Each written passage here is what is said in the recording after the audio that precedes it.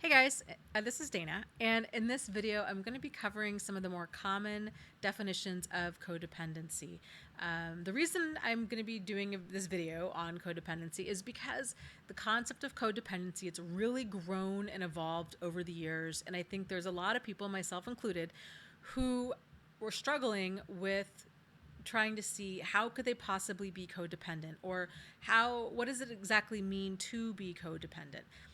Especially because the origins of codependency started in with having to do with spouses of alcoholics, right? And then it kind of grew to include children of alcoholics, and now it's kind of grown to include anybody that's come from any type of traumatic childhood. But then it kind of gets into the confusion of, well, what do we mean? What do people mean when they say traumatic childhood? Like, what constitutes a traumatic childhood? Does it mean, because I think there's really kind of two types of trauma, two types of abuse that goes on. There's overt and then there's covert. The overt is more of like the trauma. It's the obvious, right? It's more of the obvious trauma that people think of when they think of trauma. They think of, a child being molested or beaten or, continually yelled at, or having a parent who is an addict or an alcoholic. But I think less subtle forms of abuse, neglect, and abandonment would include, a parent who's got their own personality disorder and who may not scream and yell and do these things, but they might be very controlling. They might have just kind of this need to subtly diminish the child, or making the child feel like they're not important on a regular basis for whatever reason. Maybe the parent is a workaholic, right? And they're never home. So I'm going to go over some common definitions, and then I'm going to kind of give you my take on them. And of course, I'll be really curious to see what you guys' take is, and we'll go from there. So the first definition is from Codependent No More. This is a very famous book written by Melody Beattie, and her definition is: a codependent person is one who has let another person's behavior affect him or her, and who is obsessed with controlling that person's behavior. So let me break that down a little bit. A codependent person is one who has let another person's behavior affect him or her. So how I interpret that to be is, let's say, for example, you have a person who is an alcoholic, right? And so now their alcoholism is affecting us, right? So we're dealing with having to call in sick for work for them, or make excuses, or lie, or dealing with them, just everything that goes along with alcoholism.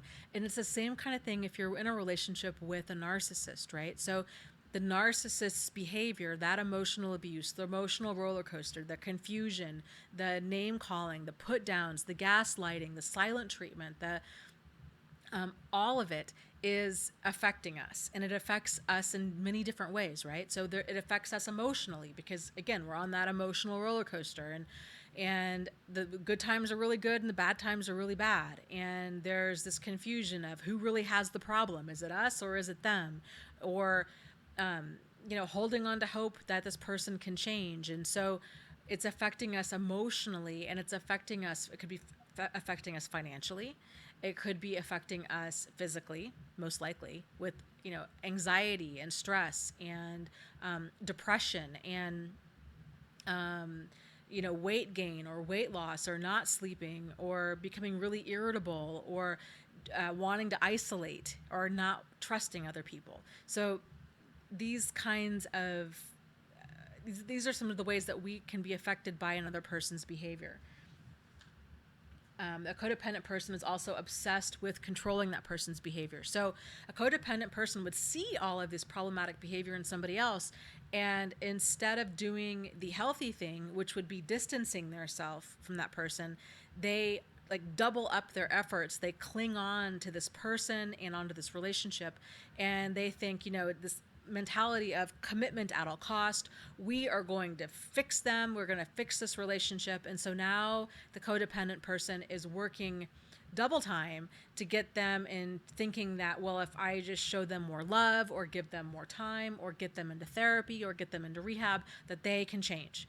And so it's this kind of not having not having any really deal breaker behavior, or waiting until things get so extreme that the codependent person is either can't hang on anymore because it's really, really impacting their life, or the narcissist ups and leaves.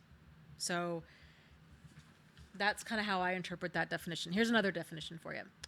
This is from Charles Whitfield. He wrote another very famous book called The Child Within, and describes codependency as a disease of the lost self. And that's very profound, but I was very confused by that. I'm like, well, what exactly does that mean? But to me, it means that codependent people, it tends to be this outward focus on other people to make us okay with ourselves. Whereas healthy people are self-reliant. They have a good relationship with themselves. They don't need somebody else's love to make them feel loved. They're okay being alone. They're okay walking away from dangerous or destructive relationships. So they have a solid sense of self. They know who they are. They know what they want in life. They know what they're about. There's not all of this indecision or confusion regarding, well, who am I and what do I really want? So that's kind of my take on it. According to the Merriam-Webster dictionary, one of their definitions about codependency is that it's excessive emotional or psychological reliance on a partner, and typically a partner who requires support due to an illness or addiction. So I think there's a lot of truth in that, but again, it's not covering the whole personality disordered part of it. And again, I can't speak for everybody, but for me, I didn't have a pattern of dating people that had illnesses or addictions. Really. I mean, I've dated, I think, one guy that was an alcoholic. So, but really, like, there wasn't like this ongoing pattern of that. So I didn't see how this pertained to me. My excessive emotional or psychological reliance was on emotional manipulators. And I'd covered this in another video. The reason I think this was because I was kind of going through life feeling, due to my perception of a lot of things that went on in my childhood, I went around feeling very unloved and very ignored.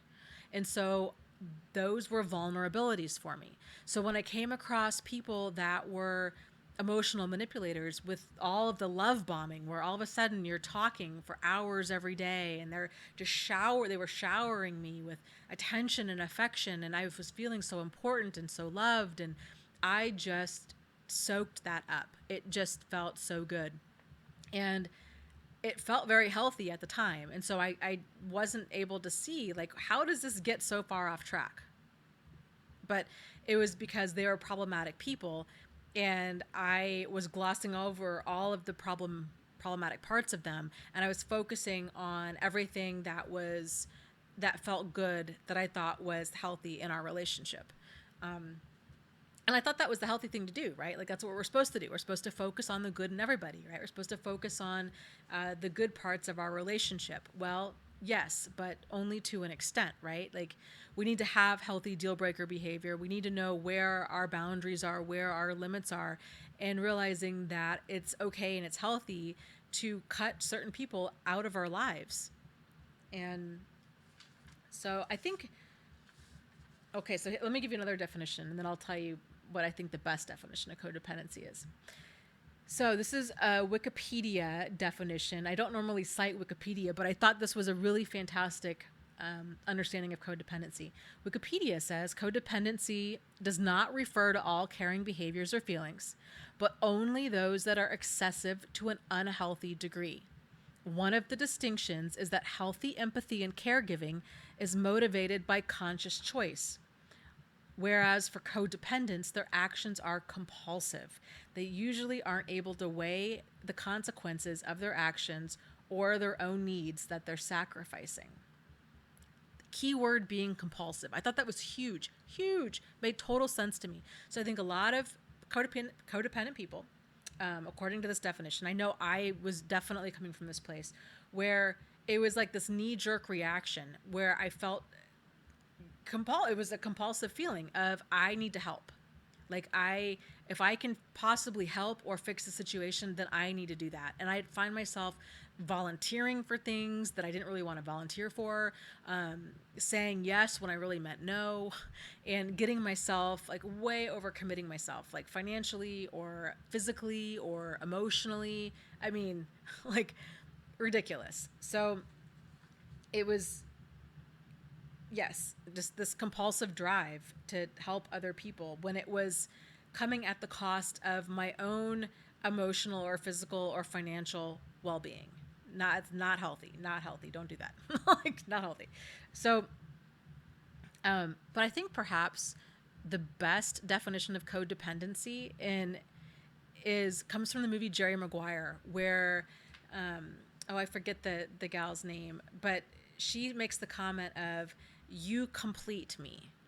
Like that is something a codependent person would say. So it's this idea of that we are only half of a person and that we need somebody else to complete us. Like that's really problematic thinking, right?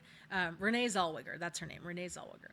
So yeah, problematic thinking if we need somebody else to complete us, because a healthy relationship, you have two complete people coming together to form a relationship, right? It's not two halves becoming a whole, it's two wholes becoming a healthy relationship. And that's the difference there. So I will be really curious to see what you guys have to say about codependency, what your definition of codependency is, how you have best understood it, and kind of what's tripped you up about any of the other definitions of codependency that you've heard or that you heard from me today. So we'll continue this conversation down below in the comments and we'll go from there. So as always, lots of love to you guys. You are not alone. You are not crazy and you really can heal from this. So take care and I will talk to you soon. Okay, bye.